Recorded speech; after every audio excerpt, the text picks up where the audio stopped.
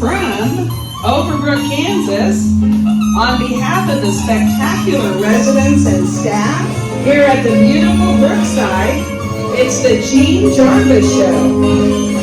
Gene's special guest and Vietnam vet, 117th C-131 crew chief, and all-around good guy, our friend Ben Sisson. I'm Sandra Howe, and now, here's Gene. Oh, look at all these people here. Mic check over. Roger that. Roger that. Good enough. Roger. I'm just going to turn just a little bit of the treble. All right. Hear a little bit of that button. Okay, give me a comm check again. Let's see how it sounds. All right, and I also Good. Sounds good. I also wanted to say that Ben's wife Diana is here with him tonight, and son. She stayed with you? Yes, all these years, right? And son Wade. So it's nice to have him. Wade's a scholar and gentleman. We had him during Now our we're first. this close to the subject of my wife. I think it's only probably something should be done. I need to tell everybody how I met her. Oh my, okay. And this is good. Don't forget all the saucy details in this. I know she's approving it because she's shaking her head. All right. Okay. Let's hear it, Ben. We were at Pomona Lake, beautiful lake, having a few beerlets. And I was sitting on this kind of stump, and out of nowhere come this blonde with long hair. Hey, I know, yeah. this gal had everything going for her. And come to find out, it was my future wife, Diana. Awesome. So she was a blonde beauty? Oh, yeah. And this was at Pomona. Yeah, you thought that'd been stale when you worked, but it was a good night. You drink a few beers. Now, where did she come from? She's an Overbrook kid. So was she just walking her dog, part of a group that was there? Okay, she was with some friends, and you eyed her out. Yeah, well, actually, she jumped over that fire to get to me. She was completely, Captain. she lost it. Oh, wow, yeah. Were you wearing your uniform at the time, or were you just wearing a mask? No, we had 3 kids. Okay. That was it. That's a military joke, folks. If you don't know what a uniform was, it fits both ways. Well, good. So you met her, and did you fall in love right then and get married, or what happened? I think we're still working on it. All right. That's the key, isn't it? Yeah. Keep working on it. Yeah. My grandson said if you're not good at something, keep working on it, and he's 6, or 7. So you meet your wife. Now, how old were you at the time? Do what? How old were you? Were you a teenager? Were you? I was, I think, 16. Okay. 17, maybe. Older than that, okay. So you were 16. He was a cradle robber. Yeah. Still young people full of life, meet each other at the lake, Pomona Lake, after a few beers. Yeah, and the next thing you know, you can't even afford cycle gas. Well, you did something about that. So you're a teenager, and you grew up where, and how was growing up with your parents or wherever you grew up at? I grew up, the house that I grew up in is still there, down below the hill in Richland, Kansas. There was 5 of us kids. We ate a lot of rabbit and tree squirrels. It was close, nip and tuck, but we made it. Okay. Yeah. Out of Richland. So rabbit and tree squirrels.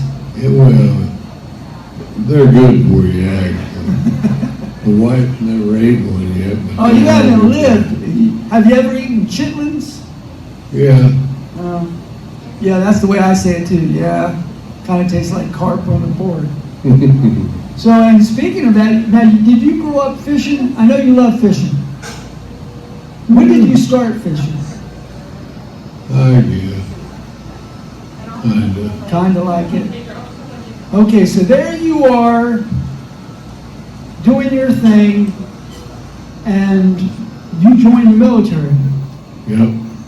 And which branch did you join, and why in God's green earth did you sign up with Uncle Sam? I couldn't wait to get enlisted in the United States Air Force.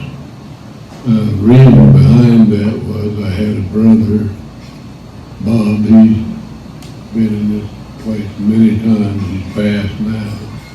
And I also had a little brother, a little fathead, Bruce, that, I seen him a lot too, but that's where we got it. Bob went first, and after he done it, then, well, if he can do it, I gotta be able to do it. Family affair. Right on down the line. That's exactly what it was. So you enlisted in the Air Force. What did they say you were going to do, and what year was this? Was this during the Vietnam War? 1968. Oh, yes, it was. And as soon as I got done with basic training, went to the, well, what was it, 30 days at home before I left. Yeah. And once again, anytime the name Vietnam for me comes up, that's the reason why I went into the warrant officer program to be a chopper pilot, was because of all the Vietnam stories. And that just captured me as a kid.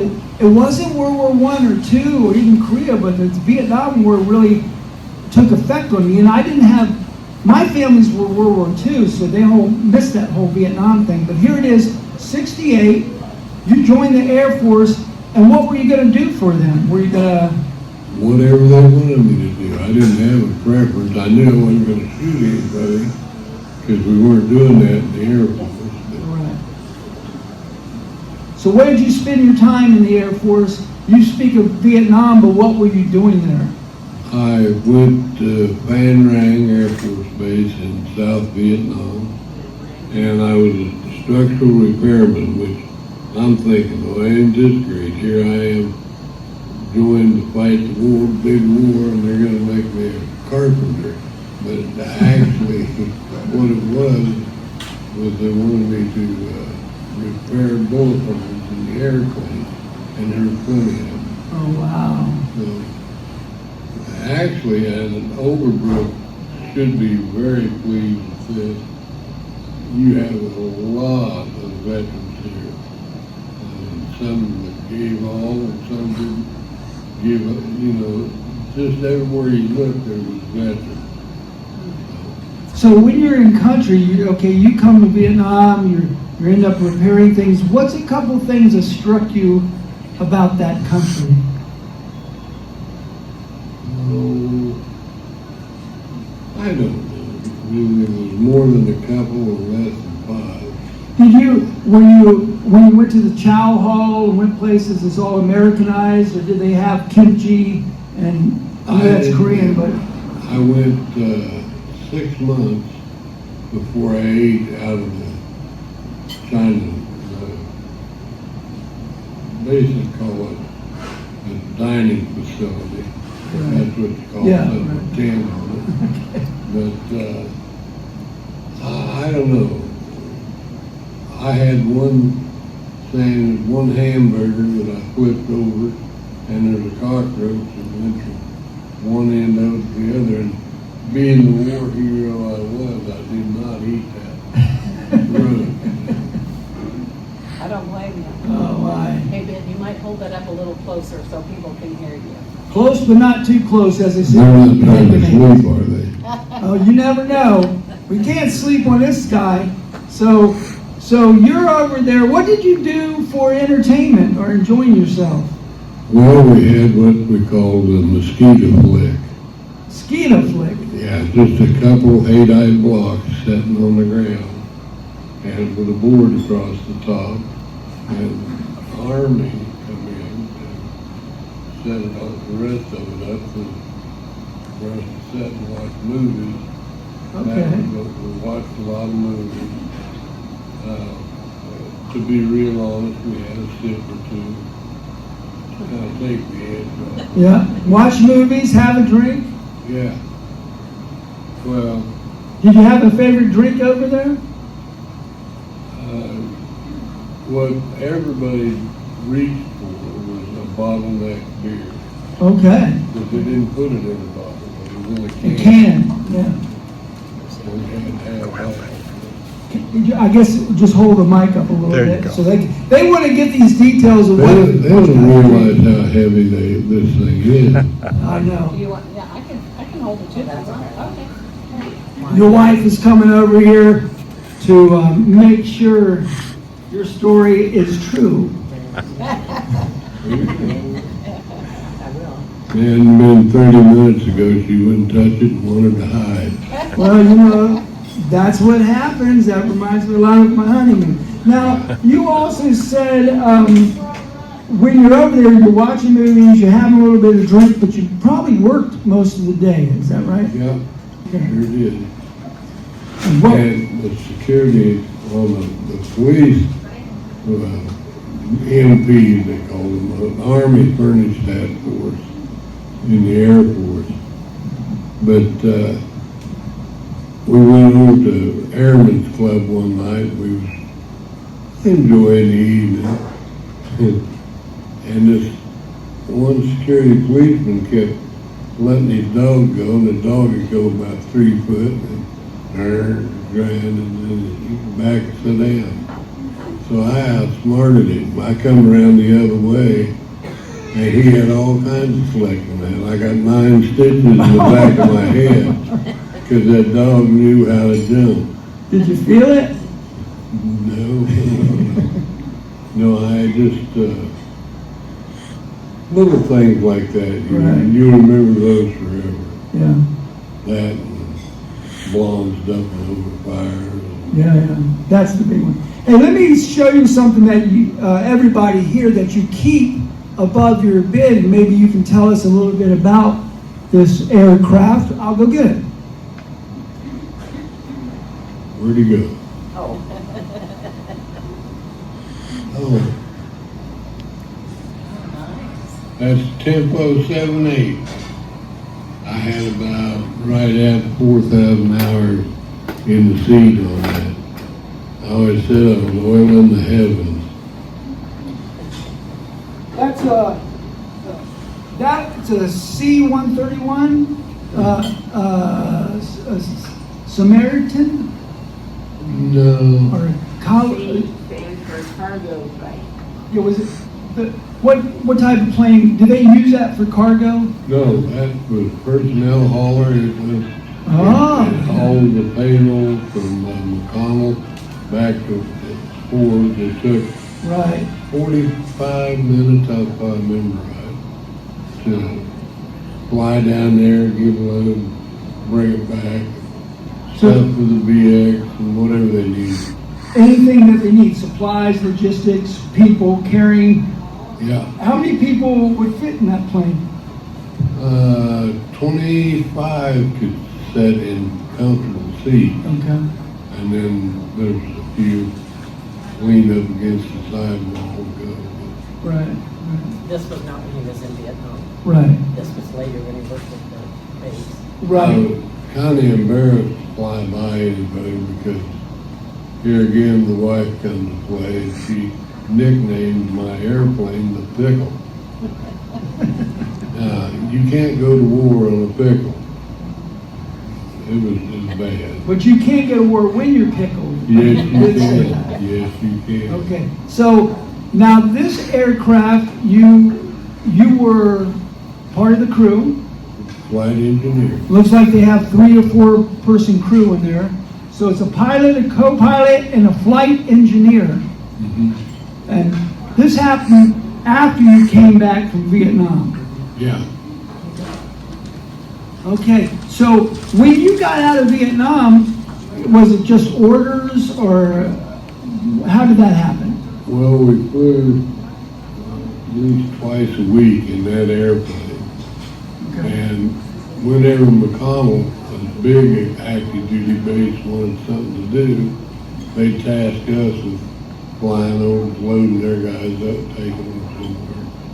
Well, we did a lot of, took trips to Pensacola, Florida, Yeah. so our air crew could stay current on their golf drive. Yeah, I remember some places out there. I was a pilot, and when we would land, like in Kissimmee or Eglin Air Force bases down there, they would come out with a golf cart, and 2 ladies would come out with a golf cart and take you back for coffee and donuts, and then the pilots or whoever can go golf. I wasn't much of a golfer. Did you golf? Or? Well, the only reason I ever played golf was just to irritate the good golfers. Because I was not. Right.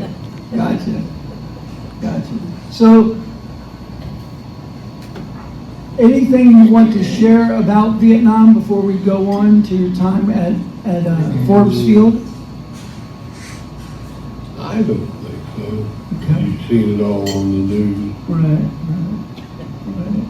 When you got back, did you feel, a lot of people who came back from Vietnam felt like that the country didn't support them. Have you heard of that? Yeah. A lot of people have it in the military. You just go and you come back and you're too busy trying to acclimate to civilian life again. But in the backdrop, there's people who were upset about the war and saying things. But I didn't hear too much about the Iraq War, and you didn't. And so you get to Vietnam, you come back. Can you tell us about that experience? Were you writing love letters, or did you? Yeah, we got letters. You did? To who? You didn't get more attracted to the mailman as it was bringing you these letters, okay? No. So you guys and him coming back, what was your experience as a wife? Did you think, oh, I'm not sure if he's coming back? It's Oh, dangerous. no, I knew you would. Okay. Very good. Well, I hope you would. Yeah. You never had to worry about that? Oh, yeah, I think you So always. you get out, you're a veteran. Are you working civil service, or are you working as an Air Force? I'm civil service. Okay. So you're doing that job, and I'm sure you're glad he's back, things are going well. What happens in that transition? How did things go? I thought it was really pretty smooth. Wasn't bad. Were you married at that time? Yeah. Were you already married? Yeah. They got married when he came back. Oh, yes, that makes sense. That makes sense. That's true love, because you weren't looking for the life insurance payout. So Okay. you get back, you get married. When did you get married? Yeah, 1971. 1971. Overbrook. Good man. Yeah. All right.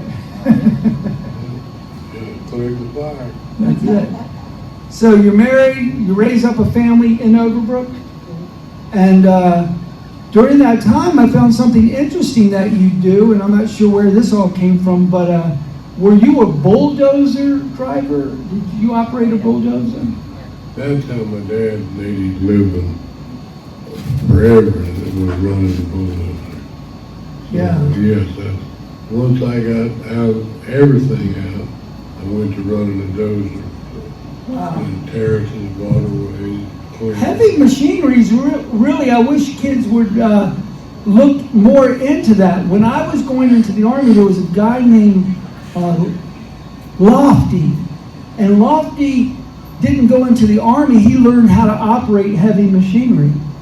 And he had a union job, and he was making 6 figures when we were trying to go back to college on the GI Bill. He was a smart one. So you're operating right here in the county, or did you go different places for bulldozing? Right Pretty here? much so. Yeah, okay. And Dad did that. Your dad. Was your dad from Overbrook? Yeah. Richmond. Okay, yeah, we know Richmond. Richmond, down past Ottawa, and you keep on going south? That No, Richmond? it's just north of, Rich land, right? Oh, Richland. Richland. I'm sorry. Richland, Richland. yeah, it's just There's north two. of Overbrook. Nice. Okay. Okay, so you're doing that. Did you decided I'm done with bulldozing? I'm not going to do that anymore. I'd done about everything I was useful to do. Right. Get to the point where Yeah. little things you used to have, you don't have. You can't. Yeah. Well, I know when I toured this county, I used to be the home health nurse for Osage County. I used to go to a lot of different homes and places, and one common denominator came up, and that was people who fish. The guys loved fishing. I had people who couldn't walk who would figure out a way to get out to the lake, and then I'd come and see them. They have a laceration to their head. They're all bruised up from falling on the rocks, but they had a good time. And so it seems like you got that nice Gulf of America. No, and you got your, you want to fish, and you're a fisher guy. What was your fish? What did you like fishing for? Because I know people around here either they like crappie, Yep. or either they go into the bass world, or either they go into the catfish world. I personally like to fish catfish, and I think it's because I make my own bow. I bait bow. How do you make that? What's the secret? You don't want to know that, they can get you hurt. Did you have all the ingredients, or did you have to go down to 6th Street to get I some? have got it written down. I figured I'd leave it to the wife so she'd Nice. have something to make money with. They make a lot of money on these fishing lures, and I imagine anything that you can make your life easier catching, they'll. Yeah, we make Yep. those lures too. That is awesome. And he brought home catfish. Did you have to clean it up? No. No. I didn't touch it. One thing real pleasing about this deal you're doing here and everything, people don't realize what is going on around them. I need to get that welded. Anyway, go ahead. Yeah, it's true. You learn so much. Each person has a story. Great highs and joys, and then some really tragedies and down lows, and how we pick ourselves up, and what we do to get through. I heard the other day, by the time you're 9 years old, you pretty much have how you're going to cope with life. And when you were just a kid, when you were running around, a crumb cruncher, running around the house, what were some of the things you liked doing? Oh, we love to shoot Christmas balls. We love to shoot Christmas balls off the tree. We take There you go. we take one of Mom's bobby pins, Yeah. and it was just Yeah. and See, then you I'd missed your say- calling. That's the gunner. You should have Then been a I would gunner. say Bob did that. Oh, your brother. Yeah. And so you were kind of ornery in that sense. Yeah. Did you do sports in high school, or No, I didn't have time. working? Tell me about it. No.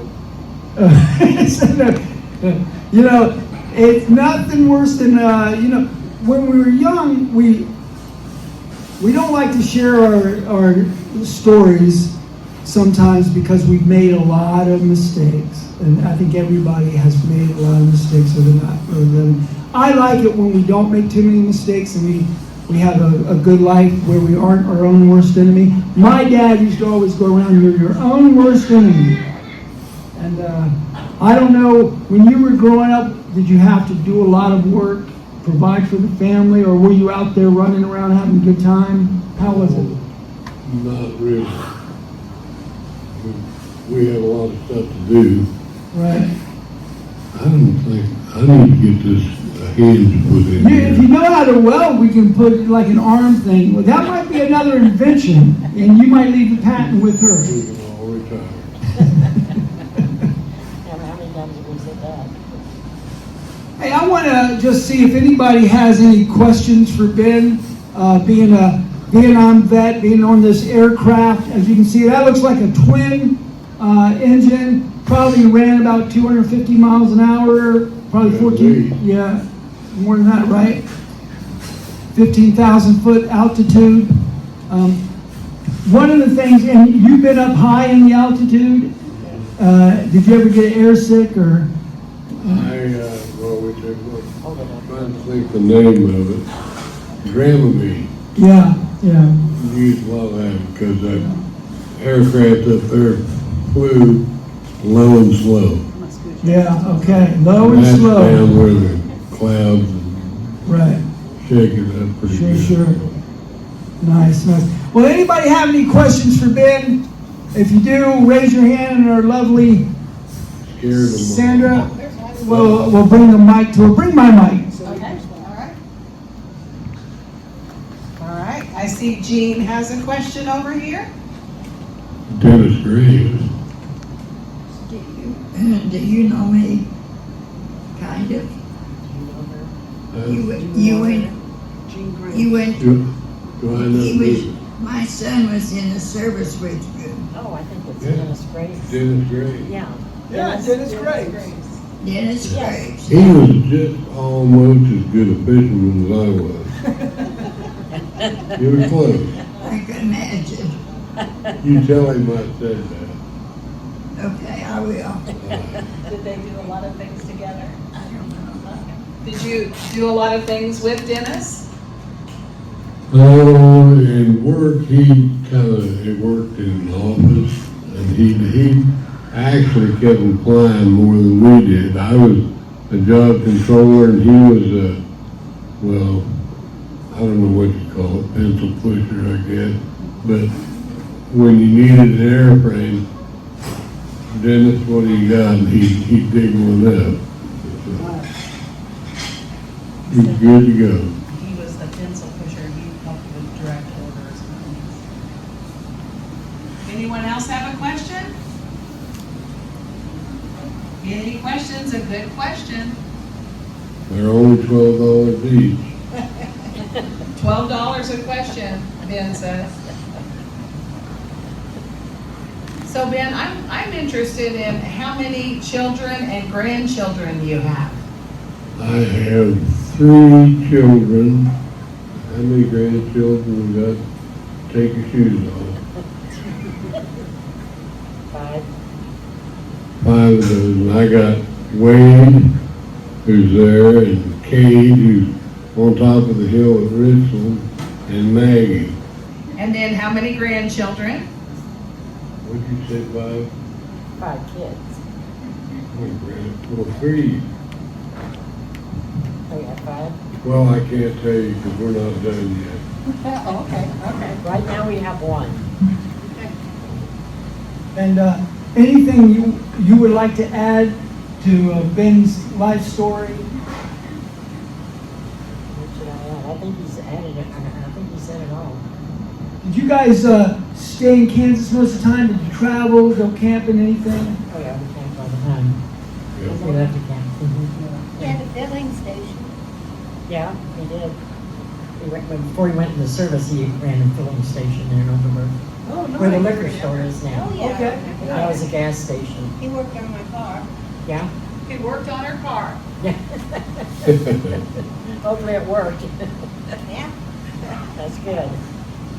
Wow, okay, that's great. Yeah. Anybody else? Wayne, do you have anything? Well, he recently told me about a memory he had of Main Street in Overbrook. Tell us what happened, Dad, when you drove your motorcycle down Main Street. Up Main Street. That was a bad day. I went and had a few refreshments, and I got ticketed for going 70 mile an hour down Main Street of Overbrook. That may not sound too bad, but that was on a motorcycle. Oh, boy. And you were on a sidewalk. Oh, my, on the sidewalk. Yeah, It happened in- on the side of the street, on the, The more I know about this guy, the more he's lived, he reminds me of Steve McQueen or something. I think so. Yeah, that's so scary. yeah, I like that. That's good. I'd have a beer with you. Adventuresome. Yeah, Yeah, yeah, and I think this is a good time just to give him a round of applause for coming here. Thank him for, I'd just like to thank you for coming, both of you, both the whole family.